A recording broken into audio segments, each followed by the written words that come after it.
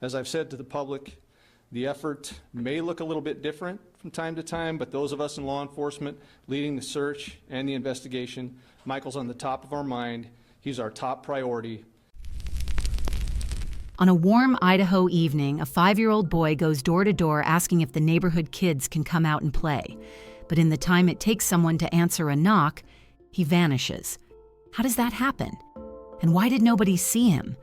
This is the story of 5-year-old Micheal Vaughan, which shocked the entire town of Fruitland. Michael Joseph Vaughan came into the world on June 24, 2016, in the small community of Fruitland, Idaho. His parents, Brandy Neal and Tyler Vaughan, often spoke of the bright energy he brought into their lives. At home, he was surrounded by a younger sister and older half-siblings who adored him. Family members lovingly called him Monkey, a nickname that matched his adventurous spirit. He loved being outdoors, playing in the mud, and imagining grand stories with his monster trucks. Neighbors remembered him as the kind of child who never hesitated to wave, smile, or ask if someone wanted to play. At 5 years old, he lived with his parents and toddler sister in a cozy home on Southwest 9th Street, where laughter and routine filled most evenings. On July 27, 2021, that ordinary rhythm shifted. Brandy left for her shift at work while Tyler settled in for the evening with their 2 little ones. Michael was absorbed in his Nintendo game, something he enjoyed whenever he wasn't exploring outside. As the evening moved along, Tyler stepped into another room to take care of his daughter and place an order for dinner. It was a quick moment, no more than 15 to 20 minutes, but when he returned, the living room was quiet and Michael was no longer there. What began as a simple pause in the day became the moment everything changed. Tyler quickly realized something was terribly wrong. Overwhelmed with fear, he reached out to Brandy, who immediately left work and began rushing home. At the same time, he contacted local authorities at 7:21 p.m., explaining that their little boy had vanished within a short window of time. He shared what Michael had been wearing: his favorite shirt decorated with a Minecraft design, blue shorts, and a simple pair of flip-flops. By the time Brandy pulled into the neighborhood, the street was already filled with officers and neighbors who had dropped everything to help look for her child. A formal alert went out shortly after, spreading word of Michael's disappearance throughout the community. In the hours that followed, information from nearby residents helped piece together part of Michael's known moments. Several neighbors recalled seeing him earlier that evening, sometime between 6:15 and 6:30 p.m. He had wandered briefly to a few nearby houses, gently knocking on doors to ask whether any of the children could come outside and join him. With the day nearing dusk, adults kindly encouraged him to head home. Search teams were mobilized immediately. Local volunteers, trained units, and specialized tools were brought in to comb the area. Dogs followed a scent trail that guided them down the street, moving away from the farm field that bordered the family's home. But the trail came to an unexpected stop not far from the neighborhood intersection. Despite the extensive effort, including aerial support and methodical ground searches, no trace of the young boy was uncovered.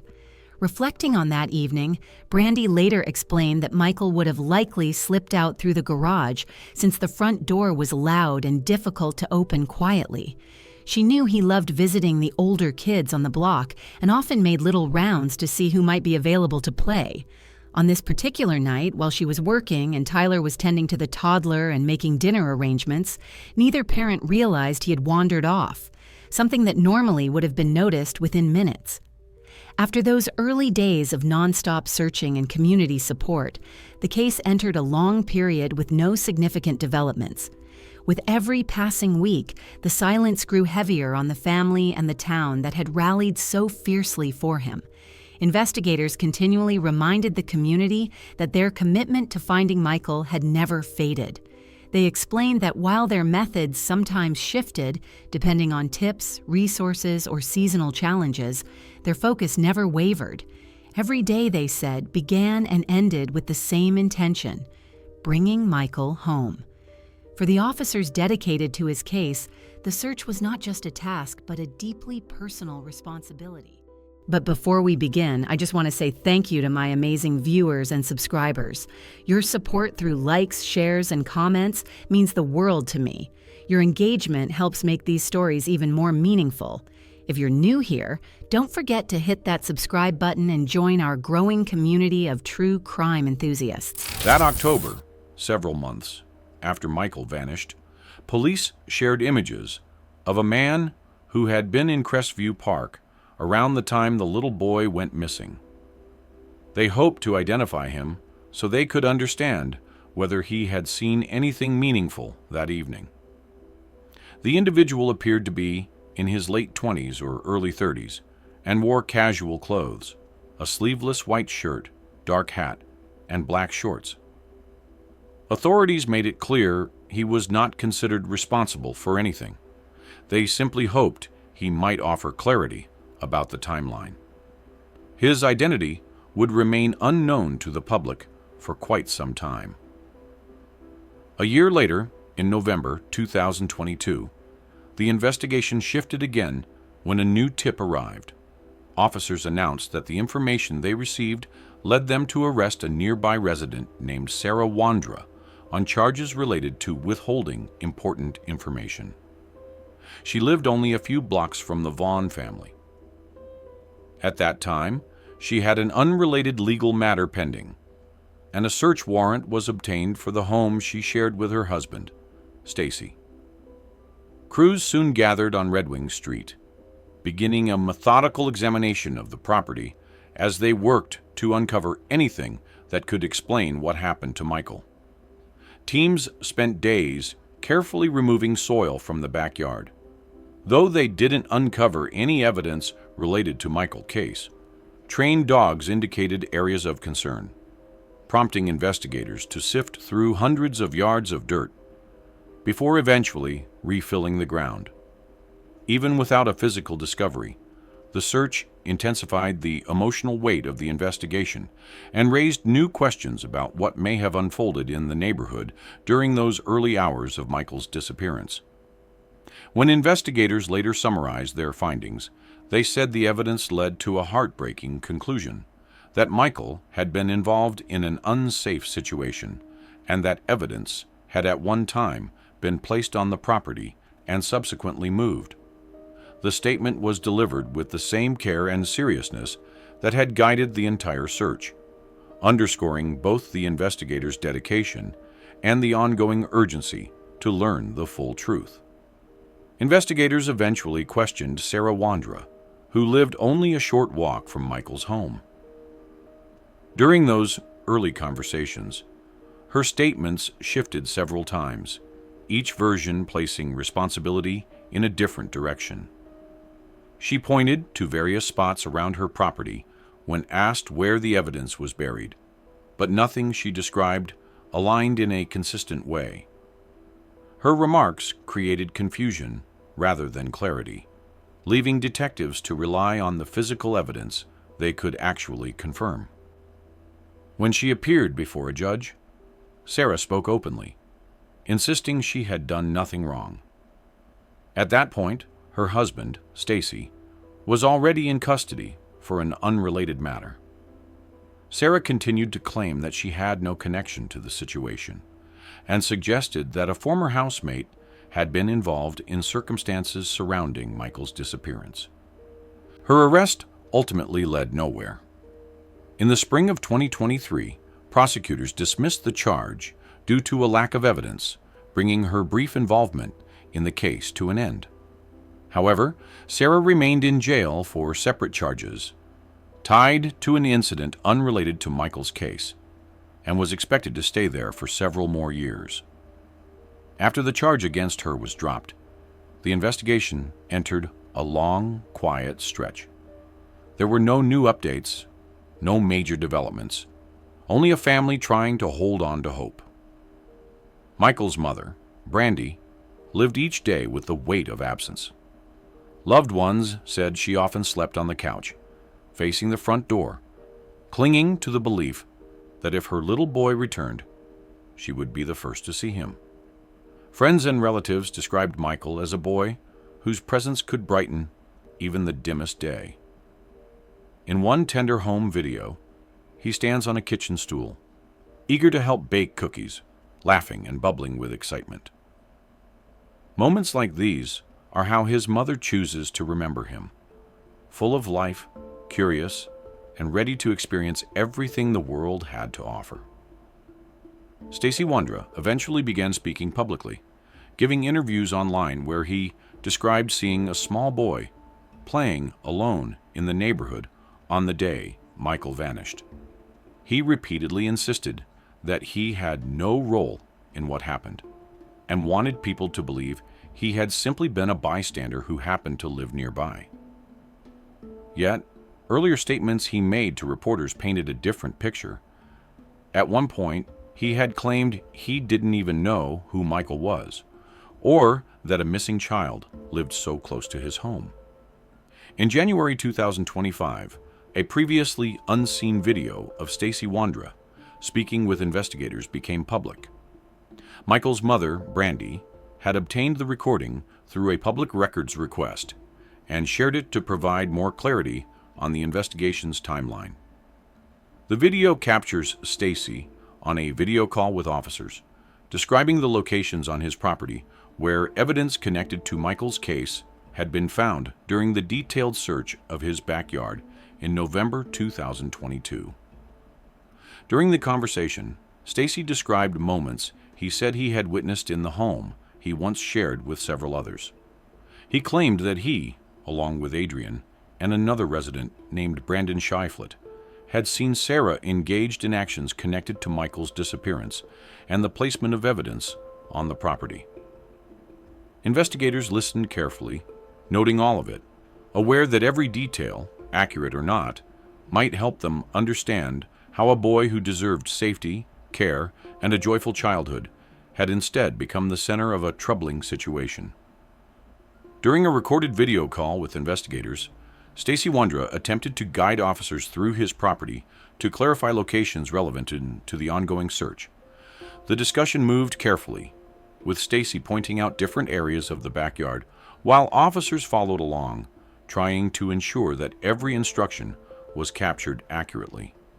He pointed out specific areas of the yard, including dirt mounds and spots near the trees, describing where evidence related to the investigation had previously been found.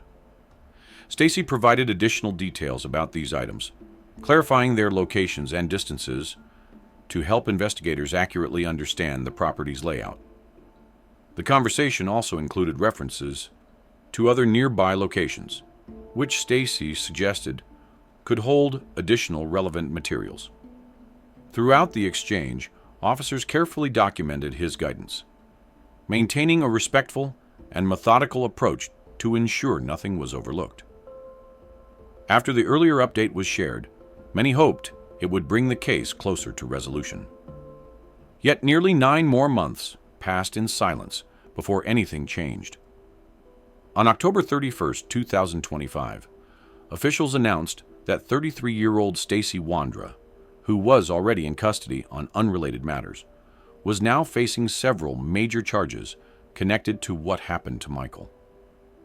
Micheal's mother reached out with a heartfelt message that morning, expressing a mixture of hope, grief, and determination. She shared how their family holds tightly to the belief that Micheal deserves to be brought home, and she spoke about their ongoing plea for truth. Her words reflected the strength of a family that refuses to give up, promising that they will continue searching until they are reunited with the little boy they love. For a long time, very little information had been available about what investigators learned in the early days of the search. That changed once 𝐂𝐶's arrest affidavit became public, offering the first real insight into what authorities had been working through behind the scenes. Among the details included was the use of canines who were given Micheal's sneaker scent on August 2, 2021, just days after he went missing. Handlers guided the canines through several nearby neighborhoods, moving from home to home with great care. Out of hundreds of houses they passed, the dogs consistently focused on only one residence. the home belonging to the 𝐂𝐨𝐬𝐿 family. This detail became one of many pieces investigators would later revisit as the case developed. One neighbor recalled seeing Michael riding a pink big-wheel tricycle near Stacy and Sarah's home on the afternoon he disappeared. He shared this memory with authorities, hoping it would help them understand the path Michael may have taken that day. A second neighbor mentioned having noticed a similar tricycle inside the 𝐂𝐨𝐬𝐿's garage earlier that spring. And not long after, another resident reported finding what appeared to be that same tricycle left near a set of nearby bluffs, only a short distance from the 𝐂𝐨𝐬𝐿 home. Each account added another layer to a timeline that investigators continued piecing together, one that the community still hopes will lead to clarity, accountability, and a safe return for Michael. Surveillance footage from the afternoon Michael vanished offered investigators one of their earliest timelines. At 3:23 p.m., cameras captured Stacy arriving at the neighborhood splash pad in his white Lexus. He stepped out briefly, moved around the vehicle as if checking the doors, and then left moments later. It was a small sequence of movements, but it became one of the first pieces detectives reviewed as they tried to understand where everyone had been that day. The affidavit also clarified the identity of a man who had previously appeared in recordings shared with the public. That individual turned out to be Brandon Shiflett, a friend of the 𝐂𝐨𝐬𝐿 family. Footage showed him walking along Three Rivers Way late that afternoon, then passing near the splash pad shortly after, before heading through a wooded path that led toward the 𝐂𝐨𝐬𝐿 home. When investigators later spoke with him, he claimed he had been searching for Michael, though the times did not align with when the little boy was first reported missing. In the earliest stages of the investigation, officers visited the 𝐂𝐨𝐬𝐿 residence to speak with those inside. During that visit, they found Adrian Lucien staying out of sight in a closet, unwilling to answer questions or provide basic information about himself. When Sarah and Stacy were interviewed that same day, they explained that they had slept late and insisted they were not home around the time Michael was last seen.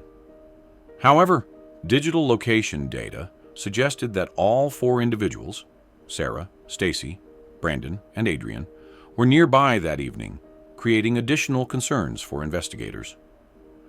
As the days unfolded, detectives also noticed changes in Sarah's online presence. Her social media activity increased significantly, and many of her posts shifted toward religious reflections, scripture readings, and messages about personal transformation. In one video, she spoke about her struggles and choices in life, while in the background, viewers could see Michael's missing person flyer. She also began spending time along a nearby highway, holding signs that urged people to seek forgiveness and prepare for difficult times she believed were approaching. These details, though not answers on their own, shaped the broader picture of the investigation. Each timeline, each movement, and each conversation became part of the effort to understand what happened to a little boy who deserved safety, joy, and the promise of growing up surrounded by those who loved him. Investigators later shared that Sarah had been seen driving a GMC truck out of the neighborhood around the same time Michael vanished, and her explanations for that trip shifted over time. In the days that followed, she and Stacy made several abrupt changes, selling their phones, parting with their vehicles, and clearing out much of their home. They also began searching for places to live far from Idaho and looking for financial support in other states. To detectives, these choices seemed unusual and raised new questions about what had been happening inside their household. When Sarah sat down for another interview in October 2022, her emotions came quickly to the surface. She spoke about her belief that spiritual guidance would help her find the little boy, and she shared thoughts about forgiveness in a way that left investigators concerned about how she was processing the situation. Her statements added to the growing puzzle, but they did not bring any clarity about what had happened to Michael. A month later, in November 2022, Stacy reached out to detectives and asked to talk. He said he wanted to negotiate, and for the first time, he acknowledged that Michael had been inside his home on the night Michael vanished. He also admitted that the small tricycle seen near the Wanderer's property had once been kept in his garage. Stacy later shared a concerning story, saying that a group he knew had involved Michael in a situation they believed would lead to some kind of financial gain. He said the idea had been encouraged by Adrian, who suggested there would be payment tied to it. Stacy then spoke about what he remembered from that night. He said that Sarah came into the house with Michael, clearly overwhelmed and unsure how to handle the situation. According to him, everyone in the room felt unprepared, and choices were made in confusion rather than care. Stacy claimed he suggested finding a place to pause and think, hoping the moment would calm down. He described Sarah trying to settle Michael, but the tension and stress only grew heavier. As he revisited these memories, Stacy became visibly shaken, telling investigators that the weight of what happened and what might have been prevented. As I told before, Sarah had been spotted driving a GMC truck not long after Michael was last seen, pausing briefly at an intersection outside the neighborhood. She later explained that she stopped to enter directions so she could help Brandon with a family errand. In time, investigators learned there were additional reasons for that pause, one involving a mechanical issue and another related to worries about Michael's well-being. According to what Stacy later shared, there was already deep concern about Michael's condition, and everyone in the vehicle felt the weight of a moment they did not fully understand. When they arrived at Brandon's mother's home, the tension and uncertainty deepened. Stacy described Brandon carrying a bag inside, and the group immediately felt the weight of the moment. The events that unfolded left a lasting impact on everyone involved, and the investigation later focused on understanding how different choices might have changed the outcome. According to Stacy's later account, the following day brought decisions that only deepened the tragedy. He said that Michael, whose life had been full of promise, was brought back to the Wanderer home, where hurried choices were made rather than the thoughtful care the moment required. Stacy later wrote a letter to Michael's parents, expressing sorrow for the events that unfolded and acknowledging the profound loss their family endured.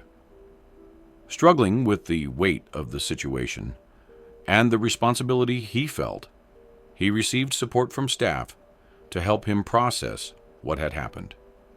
The investigation that followed sought to understand every decision, every moment of hesitation, and every missed opportunity that contributed to the tragic outcome. Although investigators initially listed all four adults, Stacy, Sarah, Brandon, and Adrian, as people of interest, only Stacy is currently facing formal charges. The others have each had their own recent encounters with the law. Records show that Brandon Shiflett is now in the Canyon County Jail, completing a 30-day stay after not meeting the terms of a previous release.